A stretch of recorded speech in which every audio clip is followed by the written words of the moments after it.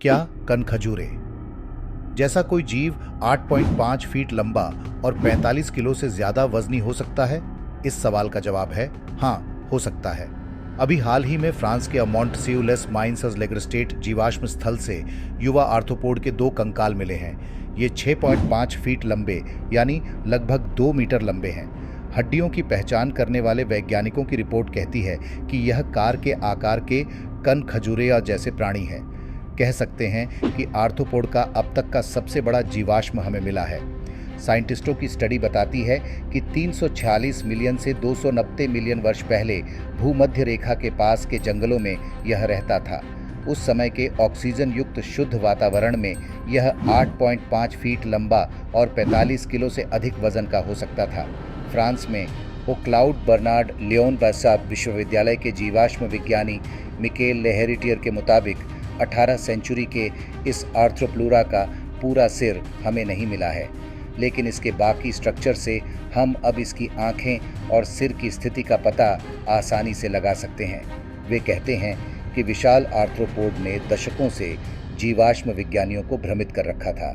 आर्थ्रोप्लूरा के शरीर में कनखजूरे जैसे लक्षण थे, लेकिन सिर के बिना मिलीपेड और सेंटीपीड जैसे आधुनिक आर्थ्रोपॉड से इसके संबंध को वैज्ञानिक नहीं डिफाइन कर पा रहे थे।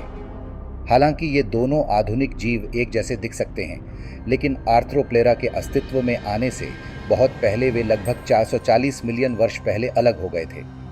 जीवाश्म विज्ञानियों को आश्चर्य हुआ कि क्या आर्थ्रोप्लूरा मिलीपेड समूह या सेंटीपीड समूह का सदस्य था। वैज्ञानिकों ने कहा कि किशोर आर्थ्रोप्लेरा के कंकाल का सीटी स्कैन कर सिर की गुत्थी सुलझा ली गई है। सीटी स्कैन से सिर के किनारे से निकली अनोखी डंठल वाली आंखों का पता चला। घुमावदार एंटीना और छोटे सेंटीपीड जैसे मेम्ब्रेबल्स भी दिखे। लैम्सडेल ने कहा, इन विवरणों को एक साथ देखने पर आर्थ्रोप्लूरा पहले से कहीं अधिक पहेली बनते प्रतीत हो सकते हैं, लेकिन आर्थ्रोप्लूरा की प्रतीत होने वाली काइमेरिक प्रकृति वास्तव में महत्वपूर्ण सबूत है, जो इन प्रजातियों के विकास के संबंध में एक बुनियादी सवाल का जवाब देने में मदद कर सकती है। शारीरिक विशेषताओं के आधार पर जीवाश्म विज्ञानियों ने अंततः आर्थ्रोप्लूरा को मिलीपेडा परिवार से सबसे निकट के समूह में रखा। हालांकि कनखजूरा या सेंटीपीड परिवारों में डंठल वाली आंखें कभी नहीं देखी गई हैं।